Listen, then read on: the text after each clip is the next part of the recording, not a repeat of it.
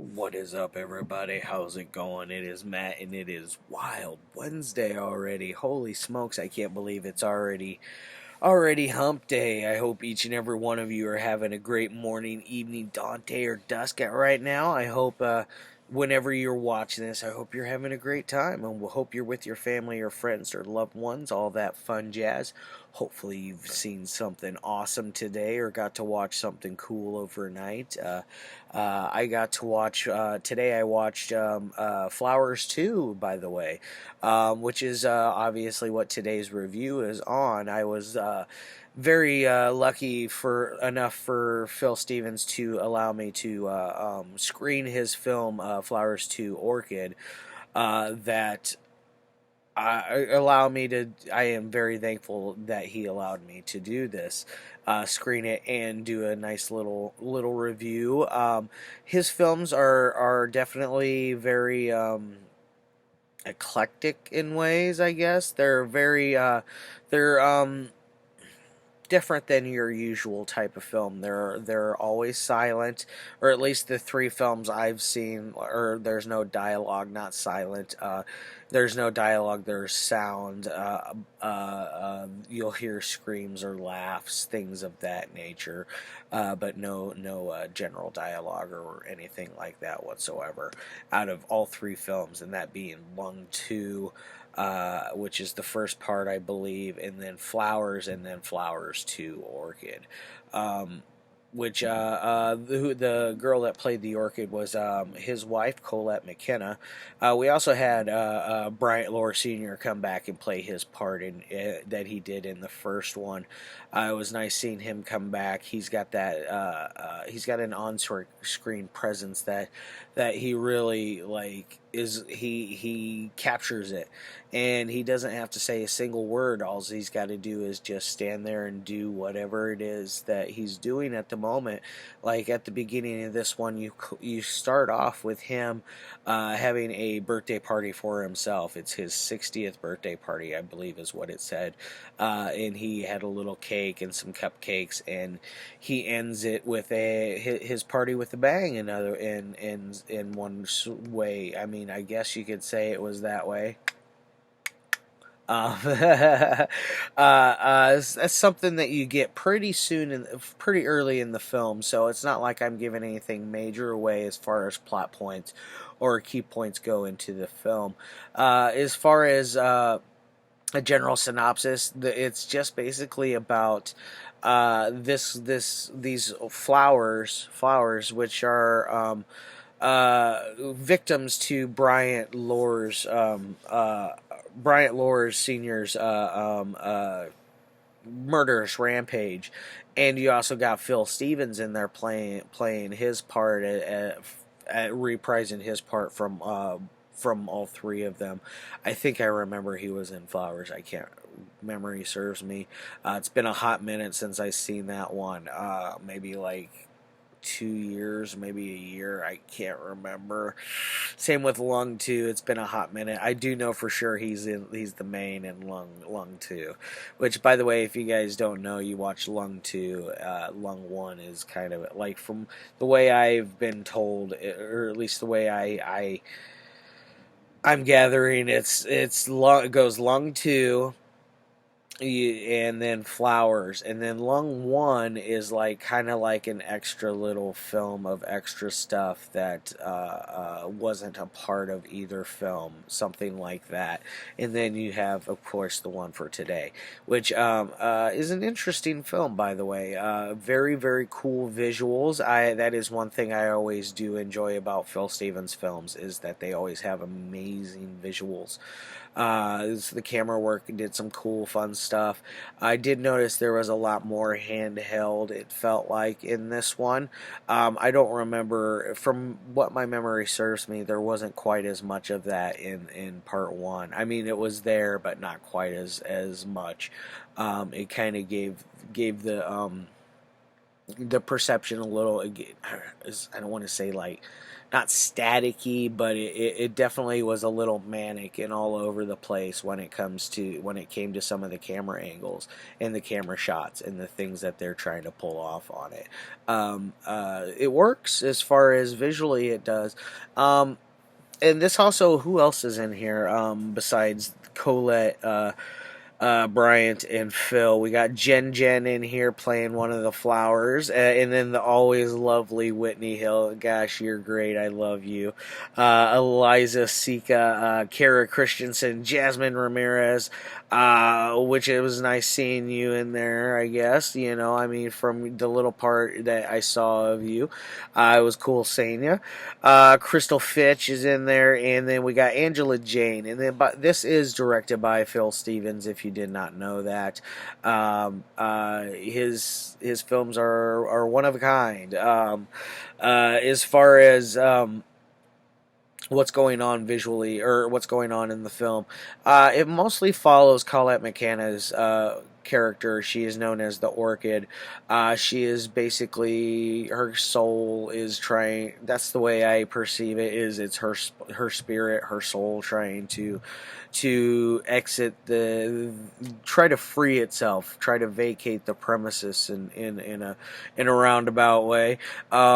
And basically, yeah, free their spirit, and so they can move on. One of those ordeals. That's the way I take it as. If that's not what it means, then I'm sorry. I apologize for leading you astray. Usually, I'm pretty spot on with some things. Not to toot my own horn, but I generally I'm usually pretty spot on with how my opinions on films in most one. In this one, I have a really hard opinion on it, or a really hard time telling you what it's even about, because there's not a lot of story to it, and being that there's no dialogue, you don't really have any backstory to certain characters, which that's perfectly okay. They're victims. They can be nameless victims, and that's perfectly okay. But you do also. It would be nice to have had a little backstory to how did Colette's character die? How did the Orchid die? Give it a little more. I mean, they tell you, but it's. It could be done. It could have been done a little deeper meaning to it, I guess. You could have gone more visually into it. There were some parts. I'm not gonna lie. I'm not. Don't take this for the wrong way, because the film is. I do suggest watching it, but there are parts of it that do lack. There are parts of it that feel a little slapped together, rushed, kind of. Not in a terrible way, but not in a great way either. It's not a bad film. This is one for the ages, and I'm going in 100% unbiased into this thing. I know all about the backstory with all the backers. I know all of that. I know about the stories with the actresses, that all that jazz.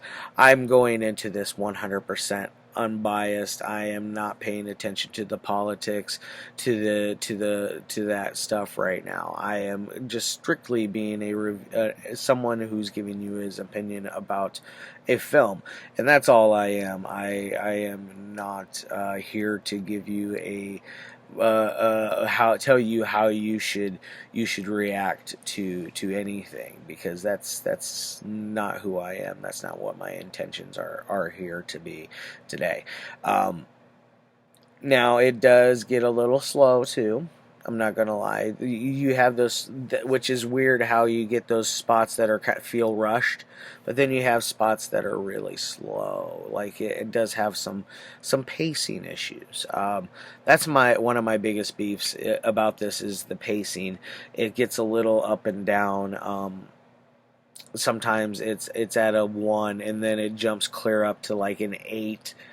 but then it jumps back over to like a 4, and then it goes to a 2, and then it's back up to like a 6.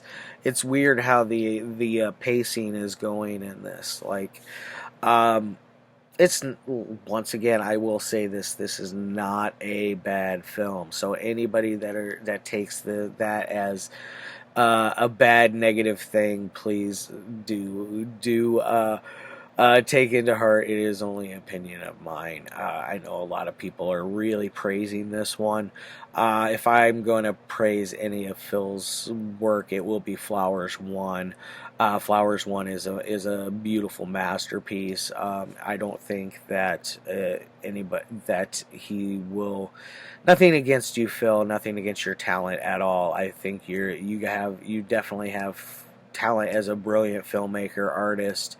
I hear you. I think you're doing something with comic books or something like that now. That's pretty sweet. With your artwork, that'd be, something I would look into. Because I do enjoy your artwork a lot. I do have a couple of your pieces. I forgot to pull them out and show everybody. I got them with my copy of Below Man, which, by the way, I need to pick up a copy of Frank Edge Jr. So Phil, if you're watching this, let me know about Frank Edge Jr. because I need a copy. And then I think there was one other film of yours I didn't have. It was like the one before Below Man, but I can't remember. Anyways, all of that, I'm not going to talk anymore else about what goes on in the film because it's one you have to watch. This is a visual film. This is not one that has gaping plot holes or anything like that, because there's not a plot there really. I mean, there's a synopsis, but there's no plot. So let's give this on a technical side. We're going to roll on to that. It's probably about a 3, I would say, on a technical side. It's polished. It's not ugly. Visually, it's nice to look at. The acting is a little subpar, but it's one of those things. It's like, it's hard to really show your acting chops when you don't have any lines. So I'm not holding that against Colette at all. I think she did okay with what she had, and I'm not 100% what their vision was with this. I would like to see what the original storyboards are, because from what I've been told, it's changed a little bit. Considering there were supposed to be more flowers and all. I mean, I just want to know how much changed from doing this to doing this, from going A to B. That's my only real question, I guess. Other than that, I think Phil did an okay job with this, as far as the technical side goes. Now, as far as entertainment side, that's where you kind of lose me a little bit. I caught myself straying off of it every now and again and looking at my phone. That's usually, I don't do that. Not unless I'm either A, bored, B, I don't like the film, or C, I just don't really get what's going on in front of me. It wasn't really B or C, is parts I got bored. I'm not gonna lie. I'm gonna be straight out, flat out for you. This is how I feel. Sorry, guys, but I'm gonna give it a 3 as well. So it's gonna get a 6 out of 10. Flowers is a full-on 9 in my opinion. Lung 2 is an 8. This is definitely not his best film, and unfortunately, it saddens me to say that, because it had so much potential behind it, and so much behind it that it could have been easily a 9 or a 10 film itself. But unfortunately, it doesn't sound like it got to the grand scale that it wanted to be at. Sad, because there was a lot of potential there. Sorry, Phil, if I offend you at all with any of my comments. I'm not setting out to do that. I'm just letting you know how I personally feel. Nothing bad against your film. It is what it is, Alright, guys, I have jabbered on for 14 minutes about this, that, and the other. I'm gonna get the flizzuk out of here, and I gotta go do some things. I'm hungry. I haven't eaten today, so maybe I'm a little hangry. I don't know. Which, by the way, tomorrow I got another screener for you. It's one from the latest one from a Baroque house, Fluid Fields. So do tune in tomorrow for that, and then Friday, Fiendish freaking Fridays movie is so epic and awesome. Tune in for Friday. It's one that I will rewatch it again between now and Friday. I've already watched it once. I want to watch it again already. That's how much I love Friday's film. So do check in on that as well. Alright guys, love your faces as always, and I'll see you tomorrow, and peace.